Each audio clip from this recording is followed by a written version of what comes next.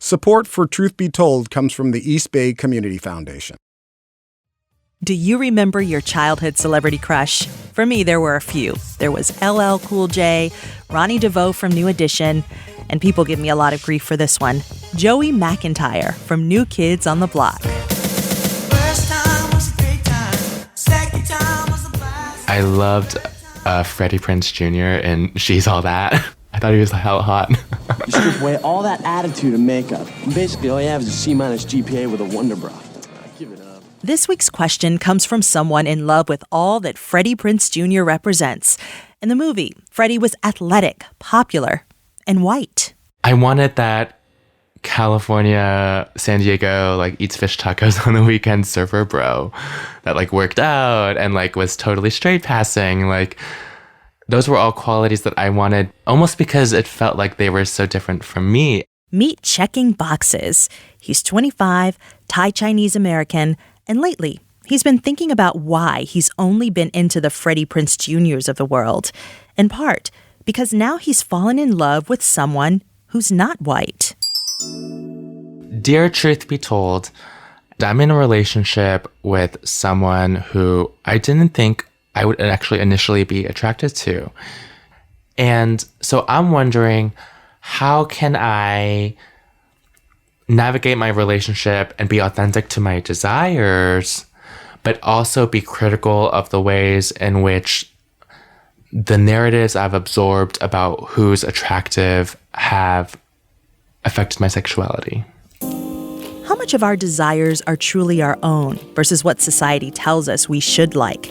I'm Tonya Mosley, and that's the topic we're taking on in this episode of Truth Be Told. Dear Truth Be Told. Dear Truth Be Told. Truth be told, I need your help. Movies, books, media, right, the web, all of that is super central to how we think about desire. It shapes the way we think about who's hot and who's not hot, right? That's Amy Sueyoshi. When I was in high school, I used to think Brian Ellertson was super cute. He was like this dirty blonde guy with big blue eyes, and he was student body president, I believe. I'm not sure. I hope Brian Ellertson isn't listening to this now. Hey, Brian. Amy is now the dean for the College of Ethnic Studies at San Francisco State University. She's done a lot of research on sexuality, gender, and race. So she thinks a lot about our desires, who we find attractive, and why. Amy now identifies as queer, but in college, she was straight. And during that time, after crushing on all those hot white dudes, Amy made a choice about the types of people she was going to date. It seemed like all the Asian women were dating white men.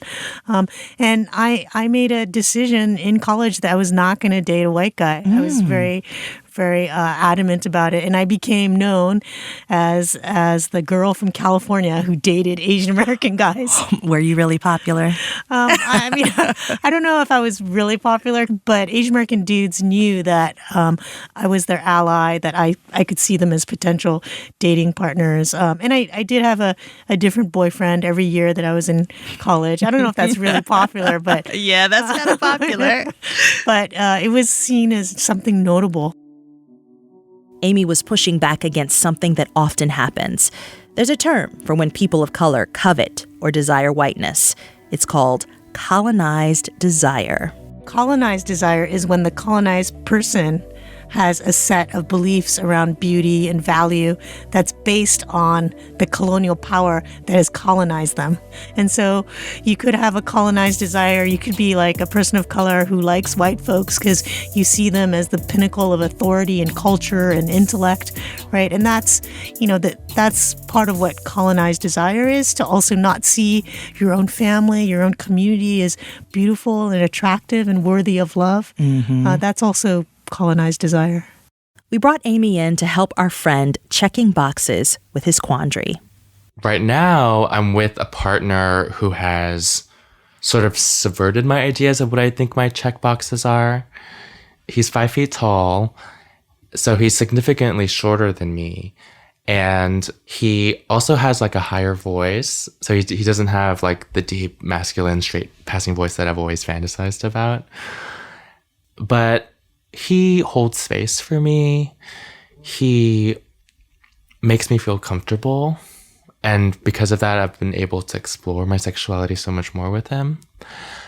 And these are all things that I've historically not been attracted to growing up as a gay kid and discovering my sexuality. I was attracted to the male lead in a romantic comedy. I was attracted to the guys that are on the underwear packages at Ross. So I'm wondering, how can I interrogate my attraction to that while also being authentic in the relationship that I'm in? Amy, help. I think it's great that he's thinking about all this stuff. I also think that it's a myth to think that we have an authentic desire. Desire is constantly changing through our life based on sort of what we prioritize as something that's important to us. What do you mean by that? I think that who we're attracted to when we're 12 may not be who we're attracted to when we're 40, right? Because we have different priorities. Yep. When you're 12, you don't need a partner who's going to help you take care of your parents or who's going to balance their checkbook so you're not in debt. Like, you can just stare at the underwear guy and dream about him, right? But when you're 40, there's real life things that you have to deal with, and you can't have just an underwear guy in your life. When I was 12, it was Joey from New Kids on the Block. And I'm not married to Joey today. Yeah, exactly. Yeah. So I do think that we have to give ourselves room to not think about like authenticity and what is our true desire. All of our desires are always shaped by social and political, cultural forces, right? So even if there's a seed of something that's our core desire, that's also shaped and transformed by what's around us, who tells us what's beautiful, or how we decide to resist that and define beauty for ourselves. So our question asker, in talking about desire and thinking about it in the context of what is a heteronormative kind of archetype, really what he's also saying is, I'm finding myself, though, with a partner that does not exhibit all of those things, and I'm finding a loving relationship, but that's in direct conflict with what society is telling me I should also be attracted to as well. How do you work through that? I mean, I would say my glib answer would be go to therapy. Yeah. I know. Therapy. Yeah, therapy's wonderful.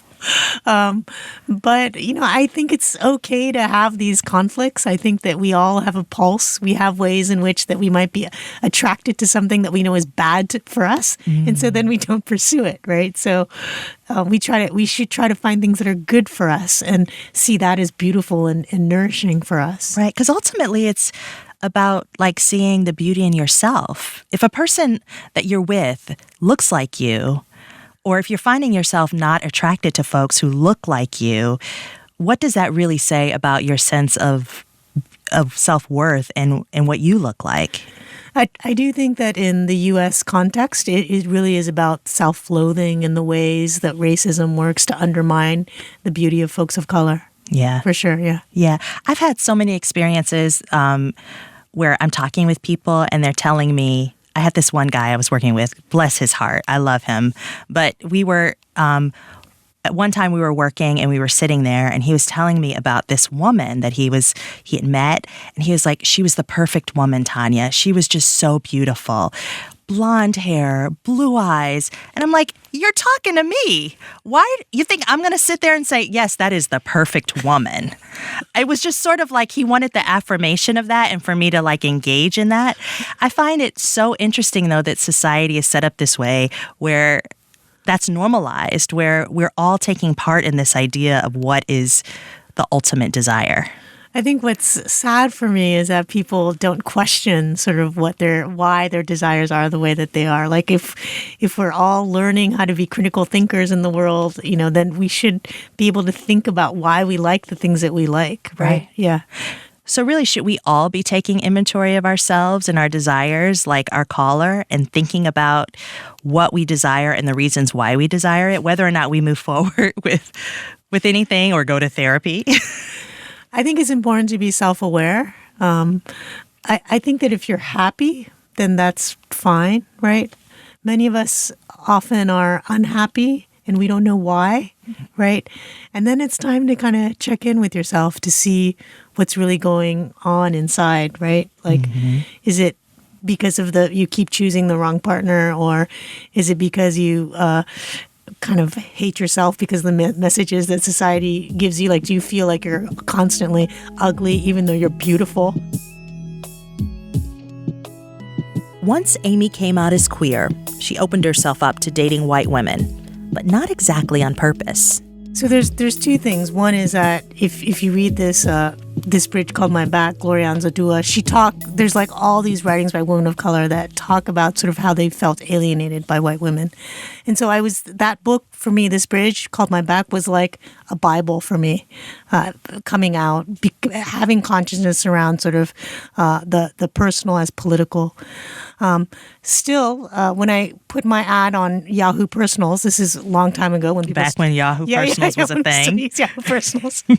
I said very specifically that I'd be open to dating any person except for a white woman. That's what I wrote in my personals. And then guess who responded? The white women. Only white women, yeah. And they're like, oh, I just want to be friends with you, blah, blah, blah. So I decided to meet one of them, and we talked about sort of what book I was reading, what book she was reading, and we dated for a little bit. And this is the person that I said didn't want to take her shoes off coming into the house. And she would lift up her shoe and say things like, look, the bottom of my shoe is clean. No. So I'm going to walk in. And then she would invite her white friends over to my house, and they would all come in with their shoes on. And she was actually the sort of the nicer white woman that I dated. I dated one other white woman also when I was just coming out. And she was totally like a Abercrombie and Fitch ad, like the butch kind, yeah. Like super cute, great haircut, dark, like chestnut hair, right? Yeah.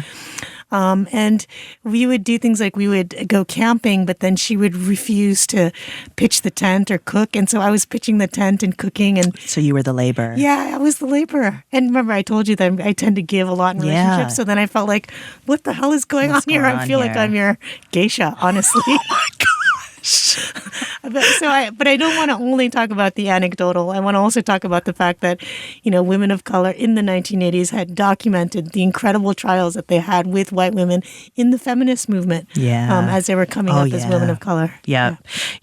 I mean, I just want to say there's sort of an audacity in that you wrote in your ad, no white women, the audacity of the white women to say, I'm going to do it anyway. Yeah, I'm going to respond to her anyway and say I'm interested. Yeah, a sense of kind of entitlement. Yeah.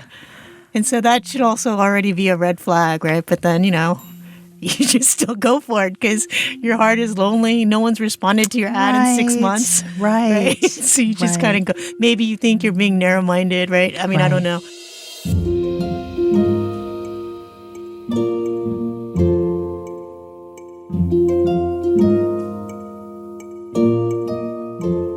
I have a good friend who's also a mentor of mine, and he's Chicano, and he came out later in life, and he only wants to have sex with white guys, with Abercrombie and Fitch guys. Yeah. And he doesn't want a relationship.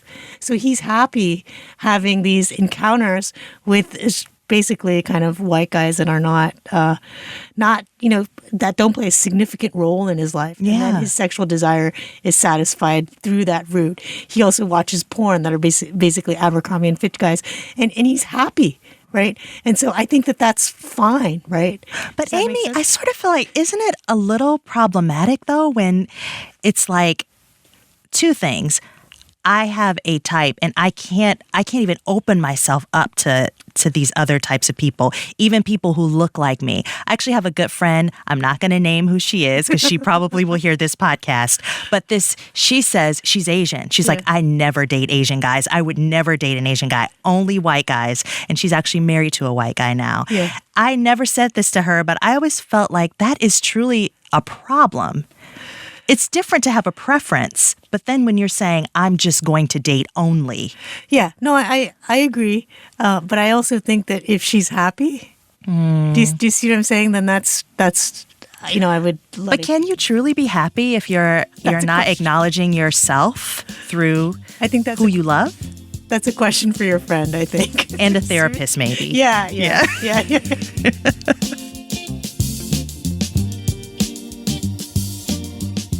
For me, I've never dated someone who wasn't Black. And I've always said my choices are not about rejecting whiteness and more about embracing my Blackness. But if I'm really honest with myself, my choices are also about power. In a world where we are constantly bombarded with messages about who's worthy of respect, love, and adoration, I hold on to my power by choosing to love a Black man. Okay, now get something to write on. Amy's going to give us a simple way to decolonize our desires.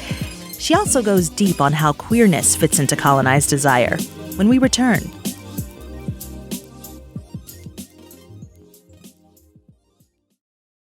Support comes from the East Bay Community Foundation, proud sponsor of Truth Be Told. To meet today's social and economic challenges, the East Bay Community Foundation partners with donors, social movements, and the community to eliminate structural barriers and create equitable outcomes for all who call the East Bay home. Learn more at ebcf.org.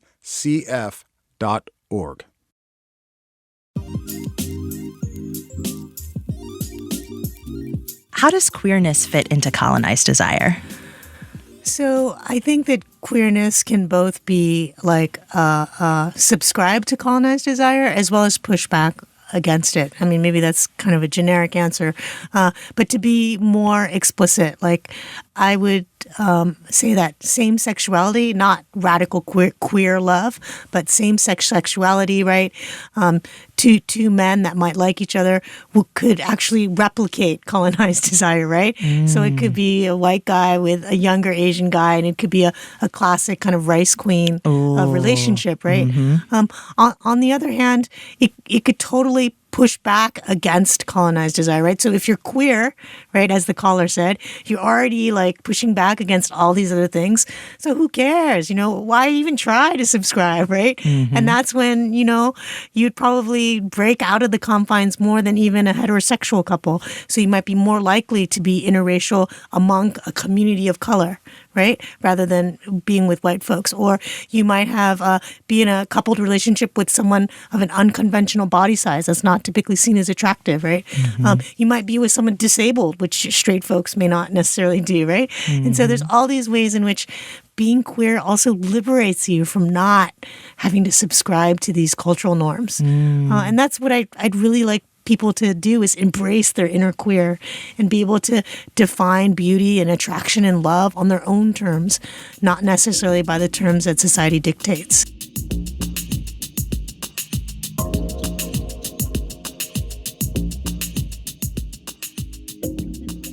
So it must feel good now. I mean, you're in a happy relationship now. Yes, yeah. I've been with my partner for 10 years. And Congratulations. Yeah, thank you. And they're also an academic, and they're genderqueer, where our politics are aligned. And we're culturally a little bit different because they're fourth generation Japanese American and I'm second gen. So they're way more Americanized. I'm a little more FOB, I like to say. FOB. Yeah, fresh off the boat. Fresh off the boat. A little bit more immigrant. So I like wash Ziplocs. They throw them away. Like that's like that kind of stuff. Yeah. But very, very happy. And I do know that it's not just because they're Asian American, but it's also because we have a good personality match. But the fact that they're Asian American is super important to me. Yeah. Are there any specific tools, a step-by-step guide on how we can decolonize our desires? One thing that one you could do is to make a list of all the folks that you found attractive, right? And to think about what it was that you found attractive about them. And then to think about whether those things were a good fit for you, like if you were happy or, how did they make you feel, right? Yeah, Does that make sense? And if it made you feel small and belittled, like your culture was either alien or not valid in the same ways that theirs was, for example, then you probably know that you have a problem. So I do think that, they say make lists, right? Like thinking about who you've been in the past or who you found attractive in the past. Yeah. And think about, a column of why. Right. And then maybe have a column of how that made you feel could help open your eyes again. That's so good, Amy. Amy Sueyoshi, thank you so much for being with us. This has been a great convo. Thank you very much, Tonya. I really like this idea of building a list to get a clearer sense of whether who you're attracted to is indeed a preference, a fetish, or to use even stronger language, an actual show of self-hate. So, get out your pen and paper or go to your memo and your phone and start that list. I'm also going to give this homework to my producer, Christina Kim, and editor, Sandia Dirks. We'll check in with them at the end of the show.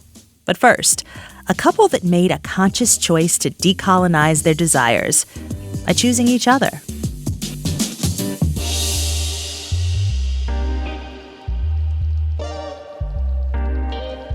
Pretty much whenever anyone sees us in New York, where we're walking around, and if like we're holding hands or whatever, or we have a kiss, and it's just like double takes because they just don't assume that we're even together, that somehow we're just two strangers standing very close to each other on the train. I'm Patrice Peck. I am a Jamaican American first generation Black woman. I'm Tinjin Gu. I am a Chinese American first generation man.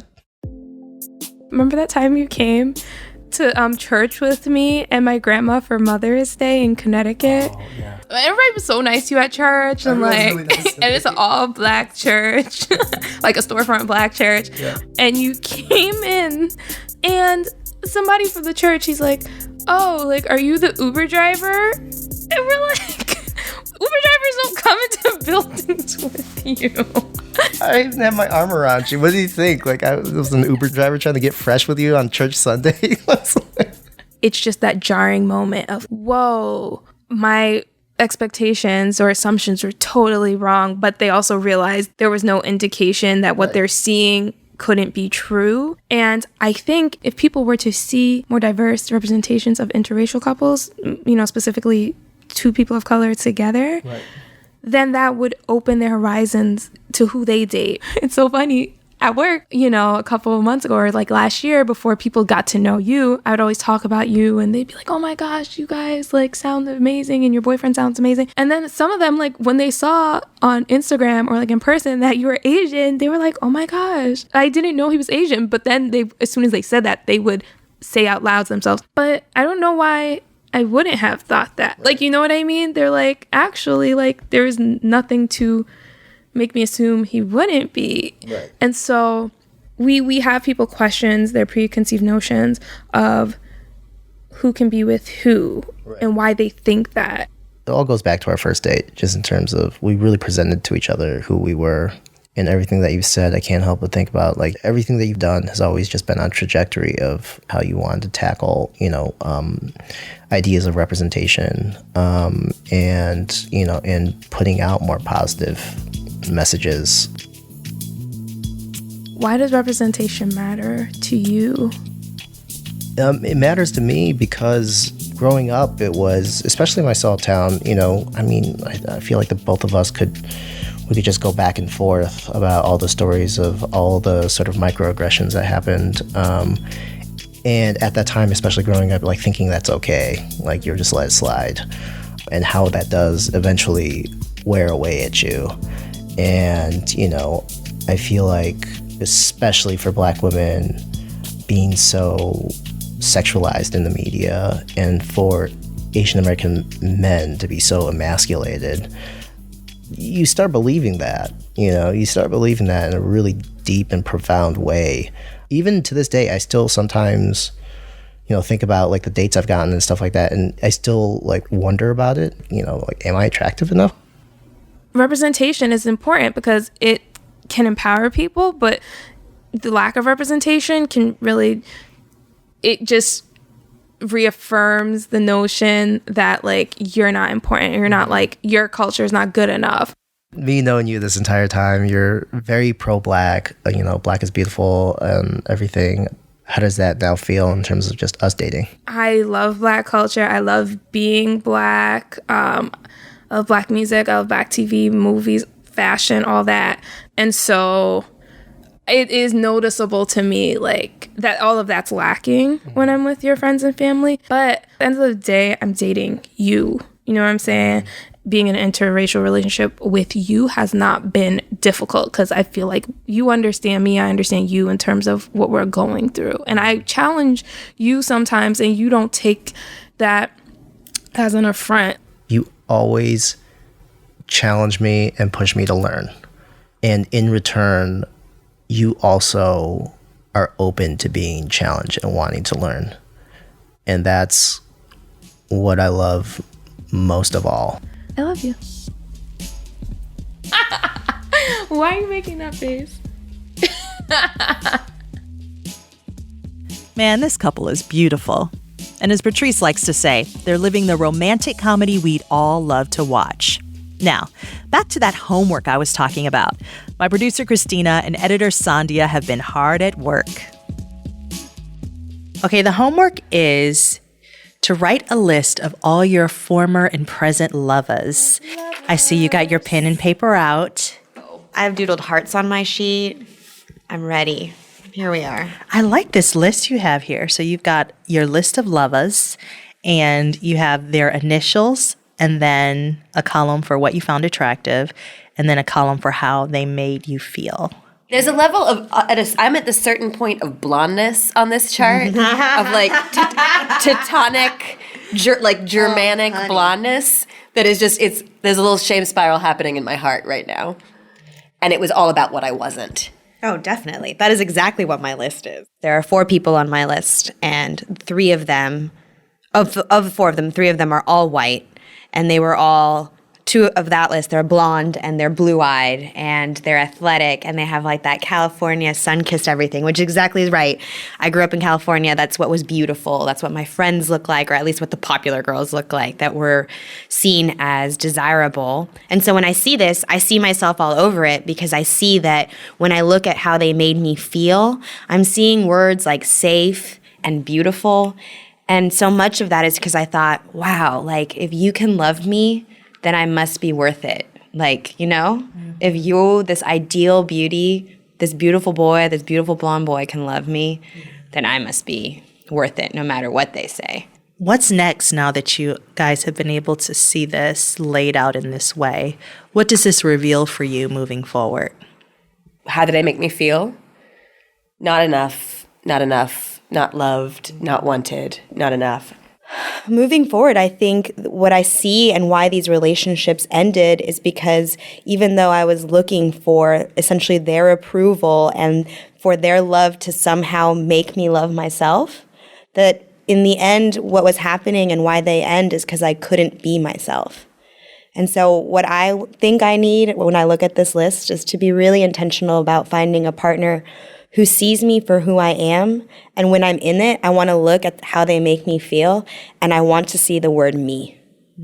The kind of things we think that we want, right? What whiteness represents. Everything that is in this package of desire, which we are sold and which is plated in front of us as tantalizing and as something that we should long for and something we should aim for. Everything about that becomes false the moment you realize that love is about being seen, being held, and being known. And so in the end, desire doesn't have to do with these images that are coming at you. It's something pure and yet messier at the same time. And it doesn't look like what we think it will. Thank you, ladies, for taking the time to do the work. I know this is not easy. You know, in thinking about our question this week, it all comes down to this. It's impossible to live in this world and not have our desires influenced by the culture around us. Amy Sueyoshi says it best when she says it's all okay and perfectly normal, as long as you're not compromising your self-worth or diminishing who you are in the quest to fulfill your desires. And yeah, I know you may have noticed I did not do a list. Don't worry, I'm gonna do it, and I want y'all to join me. Share your list on Twitter at Truth Be Told Show, and I promise I'll share mine too. So, who's on your list?